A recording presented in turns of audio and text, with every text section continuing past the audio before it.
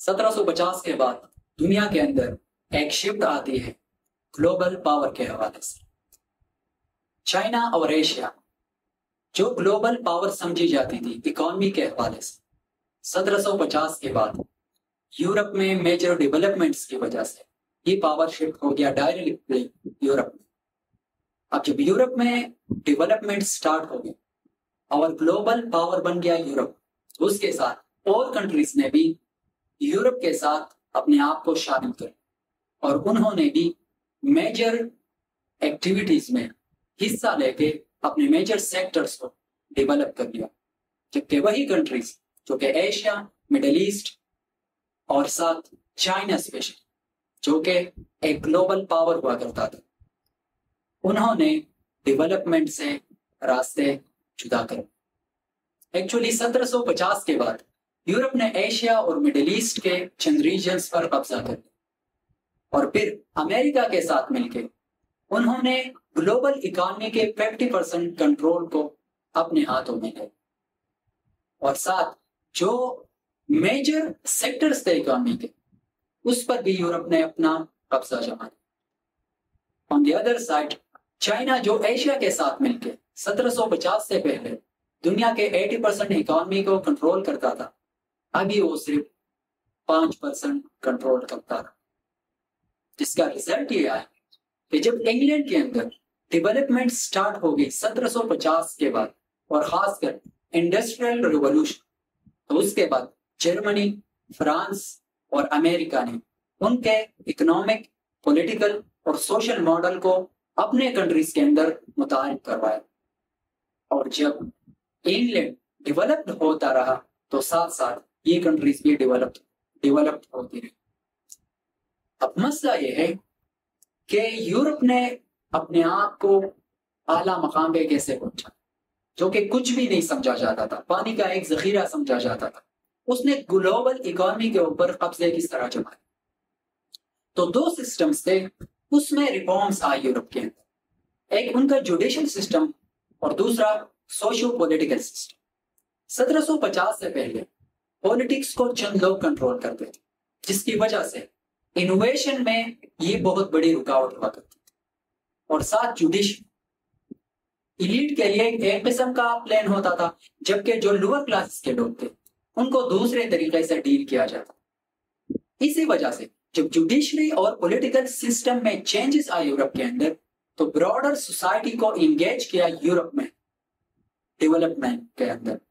اور جب یہ ترقی ہوتی رہی تو اس کے اندر صرف ایک طبقے کو شامل نہیں کیا بلکہ ہر فرد کے ساتھ اب یہ موقع تھا کہ وہ جس بھی انسینٹیو پہ کام کرنا چاہے وہ کر سکتا.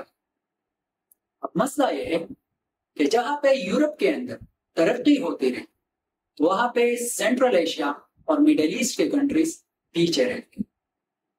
اس کی ریزن یہ تھی کہ یہ کنٹریز اپنے سسٹمز کے اندر چینجز نہیں لانا چاہتے.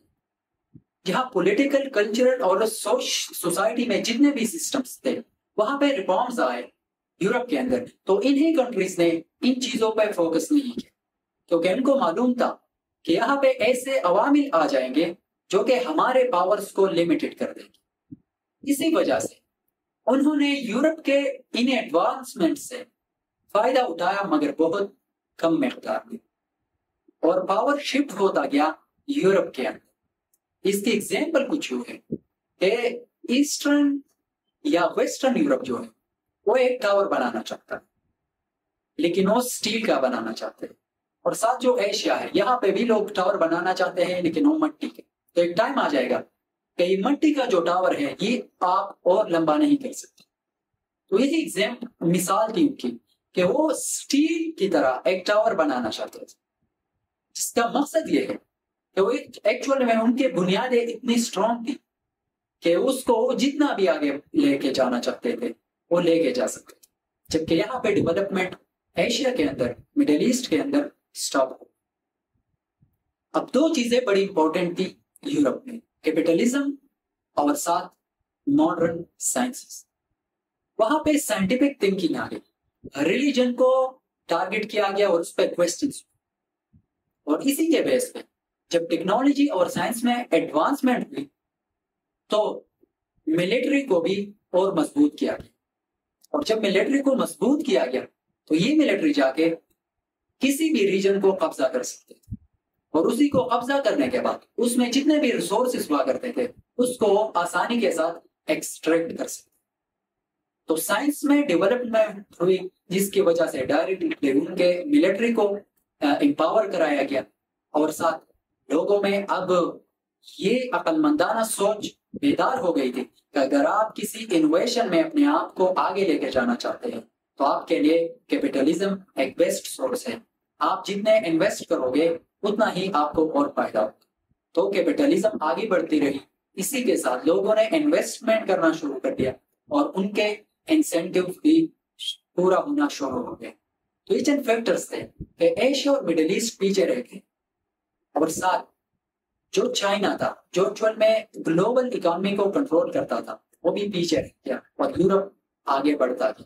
آج اگر یورپ فزیکلی کسی کے اوپر رائج نہیں ہے، لیکن ان دو چیزوں کی وجہ سے سائنس، ٹیکنالوجی اور کیپٹلزم، ان دو چیزوں کی وجہ سے وہ پورے گلوب کے اندر اپنا قبضہ جمائے ہوئے۔ Thank you.